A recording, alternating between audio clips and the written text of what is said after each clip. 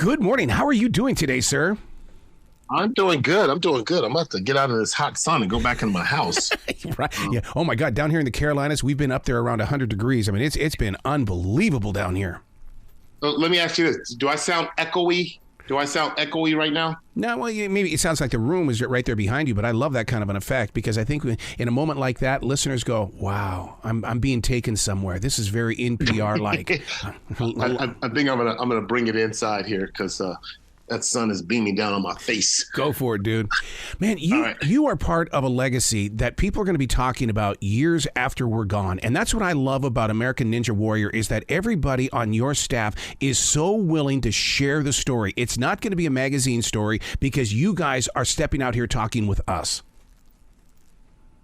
Yeah, Ninja Warrior. You say story, and it's hard to say Ninja Warrior and not appreciate the stories that we've seen over the years when it comes to Ninja Warrior. I think back to Grandpa Ninja, and I think back to some of the ninjas we've seen, like AT3, who was an amputee that competed in this year, to be able to get, I think, Brett Weiland, who competed with and went far as an amputee. Ninja Warrior is perhaps the most inclusive sport on the planet. I mean, nowhere else will you see the stories of ninjas from 15 years old to 71 years old, men and women, just competing on the same platform, the same obstacle, and making no excuses. I can't imagine what each one of those players do because I know as a martial artist, a third-degree black belt, when I would go to those tournaments, I wanted to meet my competition only because I felt like that we're both pouring a lot of our souls into it and we're going to need each other to build ourselves back up after the course has been taken. Do you see that happening? Yeah, we've all heard of the, rest in peace, Kobe Bryant. We've heard of the Mamba mentality. Mm-hmm. Well, there is also a saying, the ninja mentality. And the ninja mentality is a very supportive. They compete against each other, but they also support each other. This year we've seen ninjas, go side by side racing. Yes. And this is the first time we've introduced this on Ninja Warrior on the big show. And of course, it was met with a lot of anticipation because we've always had the question has always been asked, who's the best ninja? And, sometimes the only way to really tell that is to put them side by side and let them go, let them race. Wow. And we see that this year on Ninja Warrior on Monday nights on NBC. But what was remarkable was to see that sometimes ninjas do fall. Yeah. And we see ninjas falling in some of these side-by-side racing. And as soon as they kind of get their whereabouts after they fall and they're disappointed that they fell, they turn around and start cheering on the ninja they were competing that is still racing. That, to me, is the ninja mentality, because you can put away your own defeat in that moment and support someone else. I wish life was like that because, the ninja mentality, I think the world, especially here, stateside, that we need to embrace more of that, where we can put away our differences, whether it's, race, gender, whether it's politics, and be able to support one another. You know what I mean? And there's a way to do that. And I think it's the ninja mentality. You know what? I think you just explained the subliminal message of that entire show. Why I always feel so positive when the show is over, because you're right. When they're cheering each other and those cameras zoom in on them, I mean, it makes you feel great as a human being on this side of the screen. Yeah. And let me say this. You know why you feel that way? Because deep down inside, all of us are flawed as human. Yep. It's a hard thing to do. It's not easy. So, I think if anything, sometimes when we're showing it in just an hour or 2 hour show, it makes it look like it's easy. And I try to remind my kids of this all the time. And this is real talk. I try to remind my kids to be happy for one another. I say, you guys don't always get the same things. Sometimes I purposely do this with my own kids. Yeah. Like I'll come off the road and maybe I'll buy one kid a cap and not the others. And then how come, be happy? And I do it on purpose because in life, we don't always get the same things. And so I'm trying to train my kids to be happy for someone else. And then I'll buy another kid something, and the other kid, but I didn't remember when I got you that cap. Yeah. Remember how your sister or your brother was happy for you? Be happy for this person, because in time they'll realize and hopefully grow to realize, like, you know what? I didn't have to get everything that this other person got. The things that I got, I'm happy for, I'm grateful for. And these ninjas, they express that in competition. That's the hardest part, because you're at your highest level of emotions, right? Like when I'm competing, the things that come out is raw. And that's where you know it's authentic with the ninjas, because you can't put on a show when you're competing because you're in a zone, right? Yep. And so when you see these ninjas in the zone and break out of the zone to start cheering for somebody else, like, that's dope. Like, that's what everybody should tap into. And that body isn't always going to show up. And I think that was a wake-up call for the everyday average person this past week when Kevin Hart blew out his legs in that 40-yard dash. We think we can come on and be on American Ninja Warrior, but my God, will the body be able to handle it? Yeah, like Kevin Hart, man. First off, your role, know it. Your mouth, shut it. Because let me digress here for a second. I told my son that he's 11 years old. I told him he's not going to be able to beat me in a race until he's 21. Yeah. And the other day, he's starting to train for track right now. And the other day, we were going through some track warm-up exercises, and we started to do some sprint. And I saw that he wasn't going 100%. I said, come on, let me hop on the line. And I started to race, and he was on my heel. I'm going, oh, no, I can't let him think. But I had no more gears. I had nothing left. And my pride wanted me to go turn it up to 2 or 3 more notches to separate. And I said, you better choke this thing right now. And so I stopped. I still beat him, but I beat him by maybe less than a meter, right? And I'm like, oh boy, he is literally like a week or 2 away from beating me, because I couldn't go any faster. And what Kevin Hart did was he let his pride get to him and blew up everything. I mean, blew up the whole system, Oh my God. Dude, congratulations on this brand new season of American Ninja Warrior. I love what you guys are doing globally. And I just think like the message you shared, I mean, this is about uniting and without any judgment of any person. Everyone is always welcome. Yeah, everyone can be a ninja. I wrote a book about that. And this year, now, obviously, I'm talking about in life, overcoming obstacles. But this season, we do have someone who's going to be that Ninja Warrior champion, $1 million winner. Yep. On Ninja Warriors, 15 seasons, we've only had a handful of ninjas ever win. It is equivalent to winning the lottery, because it is that hard to win. The odds are stacked up against you.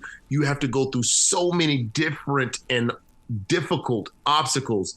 And to be able to get that this year on stage 4, and to have multiple competitors make it to stage 4, it's not just one person. It is a showdown. This season is probably one of the best seasons of American Ninja Warrior. I can't wait for the world to see that finals, but tune in, rock with us every Monday night.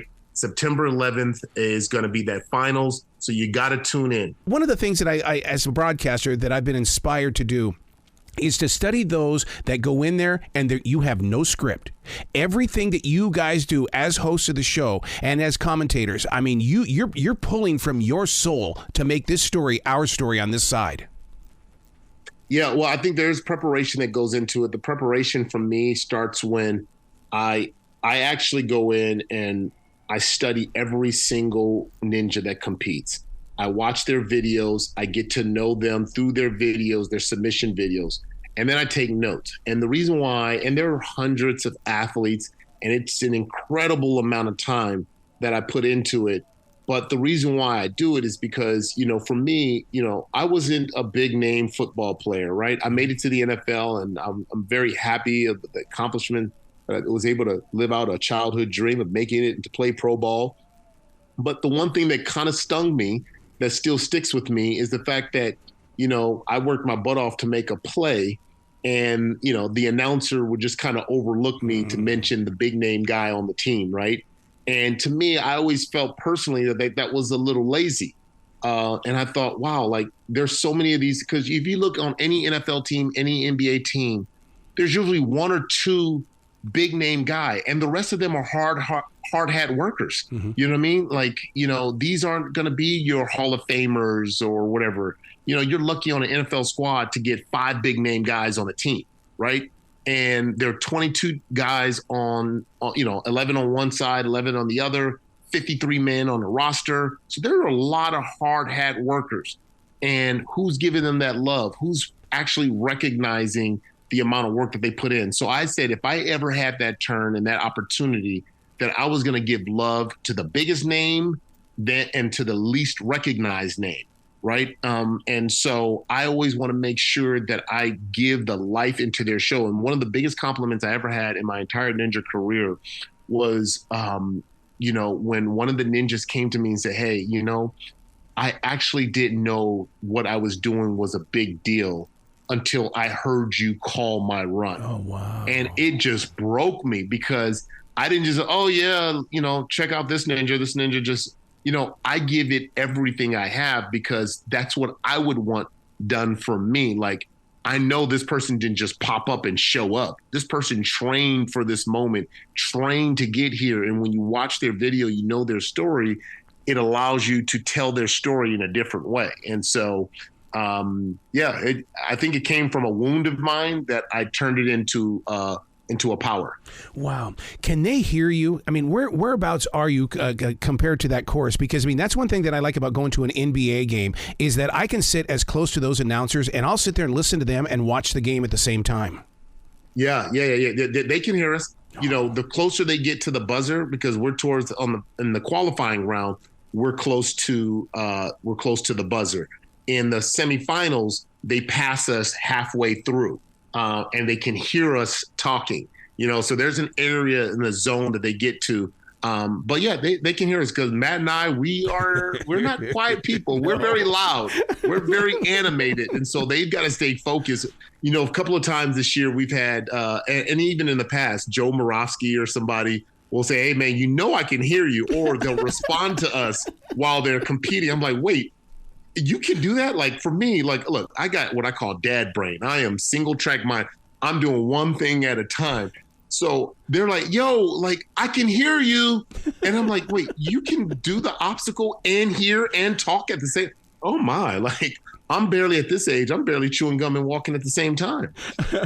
Have they figured out a way to warm up that water? Because you guys are out there in the middle of that desert at night, aren't you? No. I don't think anyone, the shock when you see the ninjas fall in that water and you see, because that water is so cold. It's just like doing a cold plunge. It's like doing a cold plunge. There's nothing you can do to prepare you for that. So, like, when you're preparing yourself for each one of these episodes, you were talking about that there's 4 different stages. Those stages, do you get up close and personal with the players? Because, or is that one thing where you guys have got to keep your distance so that you don't play favoritism? No, there's no favoritism. We have a rooting interest for all the ninjas, but we're up and close. Like that stage 4 this year, when you see the ninja competing on stage 4, we're right there. Like, I'm right at the bottom of the tower. Matt and I are right at the bottom of the tower, and we are calling it. They can hear our every run, but that's a part of it. To be able to have us right there to call this rope climb, that fourth stage is a 75-foot rope that these ninjas have to climb up to the top, hit that buzzer in under 30 seconds. Yeah. You hit that in under 30 seconds, you win $1 million. Yeah. But now, mind you, that's equivalent to climbing up 8 stories. I don't know about you, but ain't nobody got that kind of strength. I don't have that kind of strength to climb up 8 stories. You know what I mean? Like, that's a lot. And you're rope climbing. And if you can it would take me at least a month to get up there, because I'm going to have to take a whole bunch of breaks. So what sport is the fastest on the planet? Because, when you talk about that 30 seconds, that to me says American Ninja Warrior has got to be the fastest or one of the fastest. It could be a rodeo. It actually could be hockey. Which one really do you feel has the fastest plays, and you've got to be paying attention? Oh, boy. That's so different, because the speed comes in so many there's so many variables to speed, right? Where it's the speed of a ball, the speed of a sprint, right? Like, to be at the Olympics a couple of years ago and to be able to watch, some of the greatest athletes sprint in real life, to see humans move that fast. It's like watching the launching of a human satellite. I will just say that Ninja has its own speed, Yep. and the speed to me, and it's the combination of speed and accuracy at the same time to be able to make the connection while moving so fast, or see the ninjas this year racing side by side, and to be able to connect all of that while and race. That's difficult because there's a lot of accuracy with Ninja Warrior. It's all about hitting those obstacles at the right point, at the right angle. One little slip up, one little mishap, and you're in the water. So you can't afford it. The margin of error is so small, and so I'm always in awe when I watch these ninjas do it. Yeah, one of the things that I have to deal with, and I need to get over it, is that if I see them not start off as fast as I wanted them to, I instantly label them a failure. That's just wrong because they go on to win the darn thing. I learned in season 7, I learned at that point that I would never, ever underestimate a ninja. It was the story of Casey Catanzaro. Casey Catanzaro came up to us that year and she said, "Hey, I'm going to hit a buzzer." Now, mind you, at that time, no woman had ever hit a buzzer before. And I'm not going to lie. I was like, yeah, oh, good for you. Good for you. But in my head, I'm like, it's never been done before. And on top of that, you're like 5 feet tall or 4'11" or something like that. Like, I mean, if it's going to be anybody, it might not be you. And boy, did I have to eat some humble pie, right? Now, I didn't say this out verbally, mind you. I was just thinking this. And then she goes and hits the buzzer. But then she has the audacity to come back the next day and says, "Hey, guess what? I'm going to hit the buzzer again." She came into the tower. Came into the tower and said, "I'm going to hit the buzzer." I'm going, okay, look, take your W. Like, again, I'm saying this in my head. I'm not saying this out loud. I'm like, take your W. You hit a buzzer. You become the first woman to ever hit a buzzer. Like, that's an accomplishment, right? She says, "I'm gonna hit the buzzer in the extended course, in the finals, wow. And in the semifinals." Well, she goes out there and she hits it. We are blown away. And that took Ninja Warrior and the trajectory. I mean, that video has been seen over 100 million times. I mean, that was the first time I had even heard of a viral video because it popped up everywhere. And from that point on, I never, ever, she taught me a lesson. In fact, I wrote about her in my book because it was humbling for me because we all do it. You go and tell someone, "Hey, I want to do this." And people in their head, they may not tell you out loud, but they're doubting you. And I was a doubter of Casey Catanzaro. And look at her now. Has a successful WWE career. I mean, dominated on Ninja Warrior, was able to take that success and move it into the WWE. I'm super, super proud of her. I'm super happy of me. And I admitted, and I even apologized to her because I was like, I doubted you. And she said, you know what? She felt doubt her whole life, being 5 feet tall and people not thinking she could accomplish much because of her size. And it taught me it has nothing. There's the cliche, never judge a book by its cover. But then there's the reality of never judging someone by the cover. And so she taught me the real life version of that. And it has stuck with me forever. So whenever I see a ninja compete, I don't care if they don't have, if they're missing a leg, which we've had ninjas compete with, amputees compete. Mm-hmm. I don't care what their conditions are. I'm never judging them. I actually go on the ride with them. Because as my dad once told me about a tree that he planted when he was in Nigeria that everybody gave up on, it became the biggest apple tree in his neighborhood. He says, "You never know God's surprise, and you really don't. When it comes to Ninja Warrior, you never know God's surprise." Wow, I love where your heart is, man. You got to come back to this show anytime in the future. The door is always going to be open for you. All right, thank you so much. You be brilliant today, okay, sir? All right, thank you.